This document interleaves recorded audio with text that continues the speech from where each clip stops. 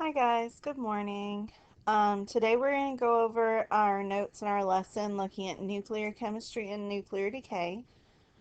After that, you will be able to complete the front of that half sheet of your homework. So we'll go ahead and get started. I apologize, I am having to write with my trackpad, so it may not be as clear as usual. But we're going to start off with nuclear decay. And anything that goes through decay normally is radioactive in some form. Radioactivity is the process in which an unstable atomic nucleus emits charged particles and energy. So we have an unstable particle that a lot of times can't hold the nucleus together. So what happens is it tries to break down into a smaller nucleus to become more stable. And in that process, it does give off other particles or energy. Um, that's our normal, like, radioactive source that we're looking at. Um, we can also look at radioactivity as the penetrating rays and particles emitted by a radioactive source. And any radioactive source we refer to as a radioisotope or radioactive isotope, which is any atom containing an unstable nucleus, and these isotopes are the source of all radioactivity. And I'm going to continue going, but feel free to pause the video as needed. Excuse me. I'm going to move this out of the way. Alright, so some common radioisotopes include one that you may have heard of is uranium. Its common isotope is uranium-238. That a lot of times will help fuel nuclear cells and power plants and things like that. And we've also talked about and mentioned carbon-14, which you used in biology with the radiocarbon dating. Those are ones that you may be familiar with. Um, and all of these isotopes spontaneously change into other isotopes over time through nuclear decay. So any radioisotope will decay naturally over time. Some are going to decay faster than others, but it is kind of a natural process that occurs. There doesn't have to be energy or reaction that goes on to start this process. And during nuclear decay, atoms of one element can change into atoms of a different element altogether. So it is possible for them to change into another element if they lose or gain protons, because if there's a different number of protons in the nucleus, it will become a different element. So for example, uranium-238 will change into thorium-234. That's a fairly common reaction. And this is done by losing or sharing. It says here electrons, but it can be any subatomic particle that is lost or gained. And it does emit energy in some way.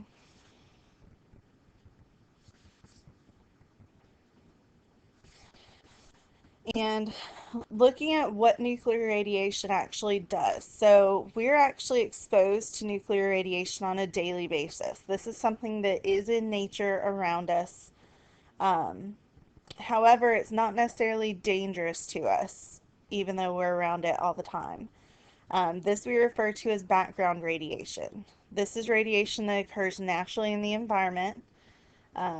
It's not a high level of radiation, which is why it's not going to harm us. And this background radiation comes from radioisotopes in the Earth's materials, trace amounts of radioactive elements, and cosmic rays. So there are like minerals and stuff in the ground around us that are decaying and releasing energy, but like I said, it's not a lot of energy to where it will harm us. And the cosmic rays are streams of charged particles from outer space. So this is going to be from sunlight and stuff like that are the cosmic rays. And like I said, this radiation does sound dangerous, but the levels are low enough to be safe where it's not going to cause us harm. There are two main types of nuclear decay that go through, Everything is either going to be considered fission or fusion. So fission is the splitting of an atomic nucleus into two smaller parts. So here we have a large nucleus that tends to be unstable, and it has to break into smaller parts to become more stable.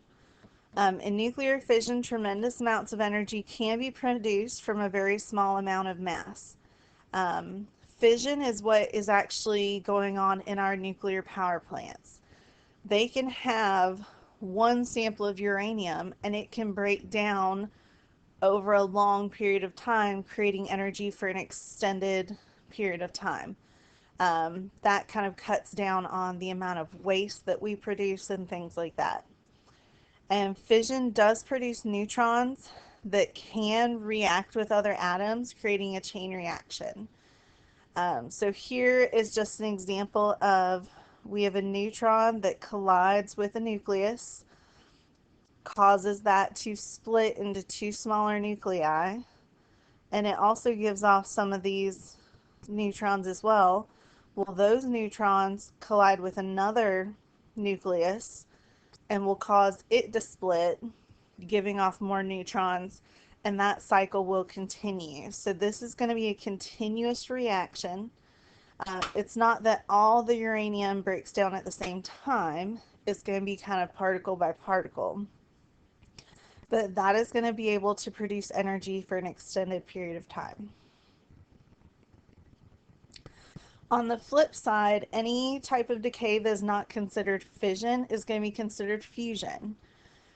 This is the process by which the nuclei of two atoms combine to form a larger nucleus. So think of, if you fuse something together, you're connecting it. Fusion does produce more energy than fission. And I always get asked, well, why don't our nuclear power plants run on fusion instead of fission? So the sun and stars are actually powered by the fusion of hydrogen into helium. Think of how hot a sun or a star is. So these reactions require very high temperatures where matter exists as plasma. Plasma is a state of matter in which atoms have been stripped of their electrons. You're not going to really be able to tell the difference between the gaseous and liquid stage here. So this is going to require something to be at a high temperature for a long period of time. And scientists have not been able to make a sustainable fusion reactor due to the high temperatures needed. They've been able to create one that will work for a matter of seconds, but this is not something that we can sustain for a long period of time as a stable reaction. All right, so there are different types of nuclear radiation, and we're going to go through each and look at what this actually does to the isotope that we have in itself.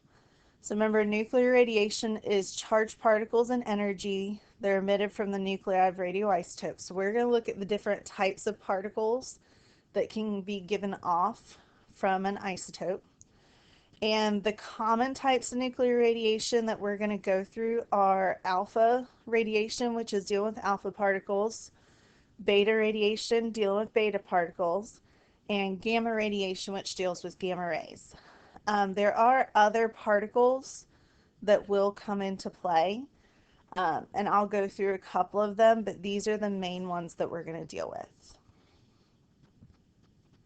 So our first one is alpha decay. Alpha decay is whenever a nucleus gives off an alpha particle. An alpha particle is a positively charged particle made up of 2 protons and 2 neutrons, which is a helium nucleus.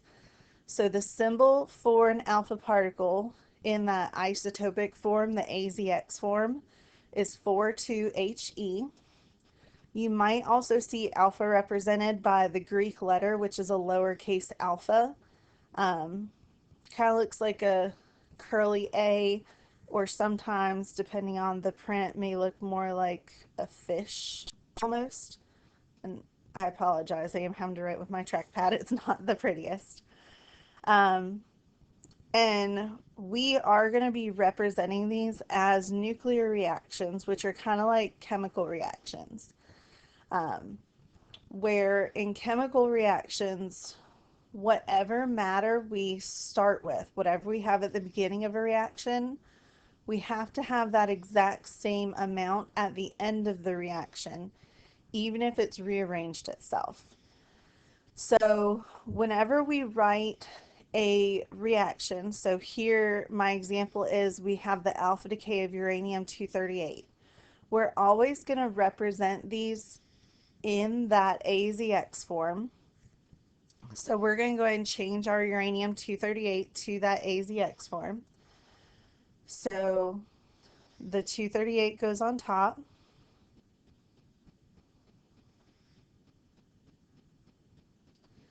Uranium is a symbol of a U. And uranium is numbered 92 on our periodic table. So it's down there in the inner transition metals. All of those inner transition metals are pretty much man-made and produced in a lab, so they tend to not last for very long. Whenever it goes through alpha decay, that means it's going to give off an alpha particle. So the alpha particle will be on our product side. So that's our 4,2-He.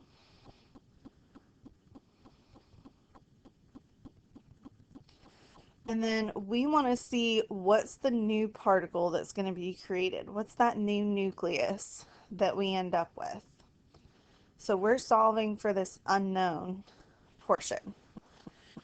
And like I said, with chemical reactions, we're going to treat nuclear reactions the same. Of whatever we have on one side of the reaction, we need the exact same thing on the other side of the reaction. So our mass numbers on both sides of the reaction should be equal. Our atomic numbers on both sides of the reaction should be equal. So if we look at the mass number first, look at what this top number should be in our unknown particle that we're making. We have to look at what plus 4 is going to give us 238. So this top number will be 234. Excuse me. That way our mass numbers, when we add them on both sides, will be the same. We need to do the same thing with our atomic number. So we need to look at what plus 2 gives us 92, which is on the other side. So this one has to have an atomic number of 90. And if we look for the symbol, element 90 on the periodic table is in that inner transition metals on the bottom row. That is thorium, which is TH. So that was that reaction that was common that we mentioned earlier. So that is a full nuclear reaction. It's showing that when uranium-238 gives off that alpha particle, it's going to turn into thorium-234. Alpha particles are the weakest type of nuclear radiation. We deem them to be the least penetrating type. So alpha particles can travel a few centimeters in air and can be stopped as something like a piece of paper or clothing. There are alpha particles that come from the sun, but simply wearing clothes will block this, or putting on sunscreen will block this.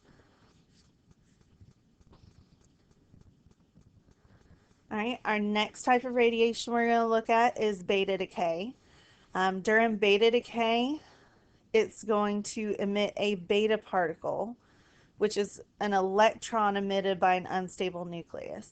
So the particle itself will give off an electron, which has this isotopic symbol of 0, -1e. You'll also see beta represented by a lowercase beta, which looks like a bee with a little tail at the bottom.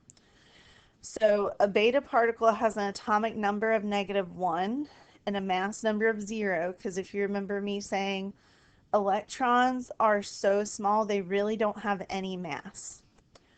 And due to their smaller mass and faster speed, beta particles are more dangerous and more penetrating than alpha particles. So they can pass right through paper or clothing, but they can be stopped by metal. Um, and these are ones where even if it's cloudy outside and even if you have on clothes, you can still get sunburnt through clothes for an extended, if you're out for an extended period of time with no sunscreen. If you've ever bought your own sunscreen or even bought sunglasses, it talks about blocking UVA rays and UVB rays. The UVA rays are the ultraviolet alpha rays, which are less dangerous, but the ones that you really want to block are those UVB rays, the ultraviolet beta rays. Those are the ones that are more dangerous and can cause extreme sunburns and even melanoma and stuff like that. Looking at balancing these are the ones that are trickier to balance. We're still going to go through the exact same process, but a lot of people do kind of miscalculate and solve these incorrectly. So let's look at beta decay of thorium-234, which is the particle we ended with last time. So remember, 234 is going to be my top number. Thorium is numbered 90.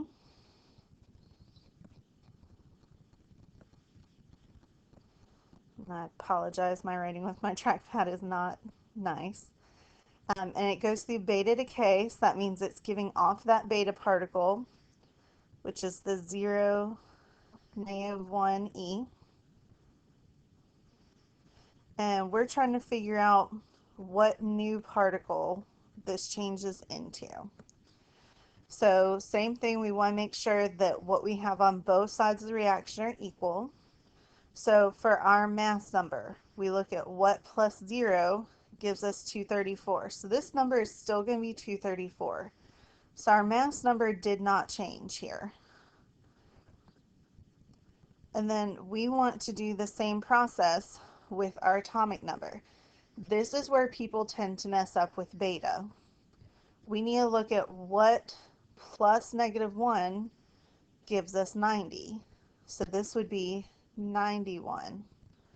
A lot of people try to do 90 minus 1, but they're on opposite sides. So it's what plus -1 gives you 90. And 91 is Pa, which is proactinium. So like I said, these are not hard to balance, but beware of beta. Those are the ones that people tend to mess up on. And, oops, excuse me. And then looking at gamma. So whenever something goes through gamma decay, it gives off a gamma ray, which is a penetrating ray of energy emitted by an unstable nucleus. Gamma rays are not actual particles. They're just rays of energy, so they have no mass and no charge. So you may see these represented as 0, 0, and gamma is like a V with a tail in the middle. That would be kind of our symbol. Um, Gamma is just a type of radiation like an X-ray or visible light that still moves at the speed of light, but these are very high energy and can be very dangerous. These are much more penetrating. It's going to take several centimeters of lead or meters of concrete to stop gamma radiation. So if you've ever gone to the dentist and gotten an x-ray and they put that lead vest on you, it's to prevent those high energy rays from penetrating your vital organs and things like that. Gamma rays, this is the type of energy given off by like atomic bombs and things like that. So these are super high energy, very dangerous. With these, because it's 0, 0, there's no mass and no charge, the atomic number and mass number will stay the same. It's just releasing energy. A lot of times gamma ray or gamma radiation doesn't occur by itself. it's kind of paired with either alpha or beta decay. So that same reaction we did last example with beta, that is an example that would give off gamma radiation. So we would just add that gamma symbol to the end of our equation.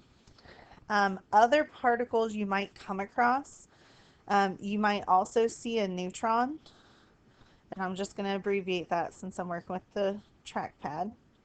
It's not being very nice. So neutrons, remember we said they have a mass of 0. So the mass number would be 0. The symbol would be N for neutron. But neutrons do have, oh, excuse me, I wrote that in the wrong place. Sorry. So we said they have no charge. Therefore, the atomic number would be 0 because there's no charge. But neutrons do have a mass of the 1 atomic mass unit, so its mass number would be 1 for a neutron. You can also see a proton. These don't come up too often, but it is possible. Remember, protons have a mass of 1 and a charge of 1, so it would just be 1, 1p. There's also a positron. Whoops. There's a positron. This is the same formula as an electron, but it has a positive charge instead of a negative charge. So this is a 0, positive 1, E. That was one that you're probably not going to come across at this point in time, but it can come up in any classes you may take later. So those are just other particles that you may see in a nuclear equation. This is just, oh, excuse me. This is just showing you that kind of penetrating power of the different particles. So like we said, alpha particle with the 2 protons and 2 neutrons is larger than the other particles, so it travels slower. It can be blocked by paper and it won't go through paper to anything else. Beta particles, that electron is going to be much smaller, so it can actually go straight through the paper, but it can be stopped by simply a piece of metal like aluminum foil. Whereas gamma rays, much more high energy, much more dangerous, can go straight through, can go straight through paper and aluminum, but it takes lead or concrete to block it. Here I just have 2 other examples of balancing nuclear equations that we'll do. So to write a balanced nuclear equation for alpha decay of polonium-210, so remember we need to write it in that AZX form. So 210, remember, is our mass number.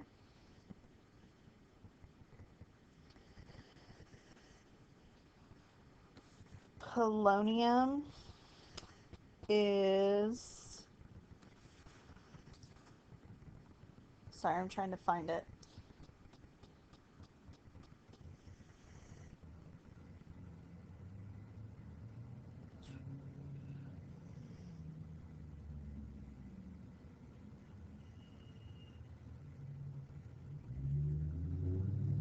Polonium is number 84, and it has a symbol of PO.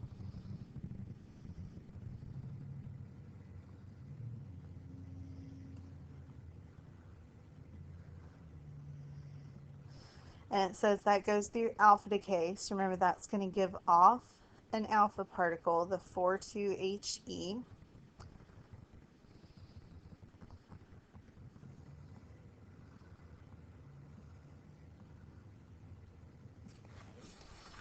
And we want to figure out what else it creates.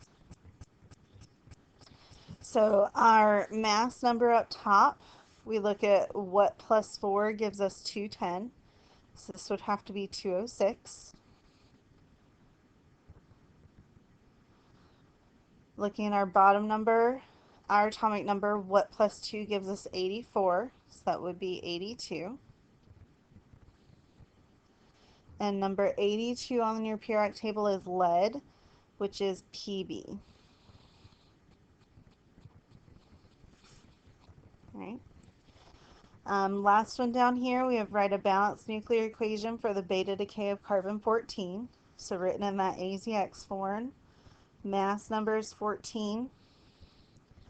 Carbon is number 6 on the periodic table. It has a symbol of C. Goes through beta decay. So that's the 0, -1e.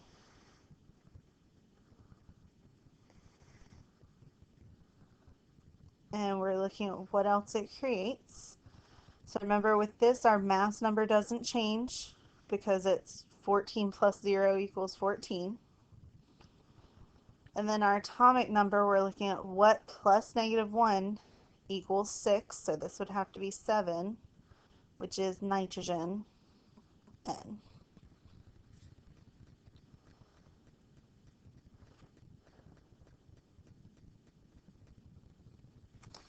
And we talked about the radiation that we're around all the time is background radiation, and it's at such a low level that it does not harm us. However, when that radiation exceeds those background levels, that's when it can start to damage our cells and our tissues in our body. And what nuclear radiation does is it ionizes atoms. So whenever something is ionized and it has a charge, it can kind of change its function within your body. So for example, the bonds holding your proteins and DNA together, if they're ionized, those bonds will break, causing the DNA in the cell to function improperly. And if that cell does not die off and it replicates, you're replicating a damaged cell, which is what can start to cause tumors and stuff like that. Alpha, beta, and gamma are all types of ionizing radiation. Alpha particles can cause burns upon like a long exposure, but alpha particles tend to not do you harm unless you inhale them, so unless you ingest them in some way, shape, or form. Beta particles, because they're stronger, they can penetrate tissues and do damage. This is where I said like those ultraviolet beta rays, those are the ones that you want to make sure to block with sunscreen and stuff. Those are the ones that can penetrate your skin, cause burns, and actually alter those cells, causing melanomas and stuff like that. And gamma rays, like I said, these are the ones given off by atomic bombs. They're very strong, very dangerous. These can penetrate deeply through your whole body, exposing all organs to damage. This is when someone would actually get radiation poisoning and their body systems would start to shut down, and they can ultimately die from that. Okay, that is where we're stopping today. So I would make sure that you're aware of the different types of nuclear radiation, what can block those types of nuclear radiation, and make sure that you are comfortable with balancing those nuclear equations. So the front side of your half sheet of your homework is all with balancing nuclear radiation. We will do kind of a quick review tomorrow in class and then keep going with half-life. You guys enjoy the rest of your day, and I will see you soon.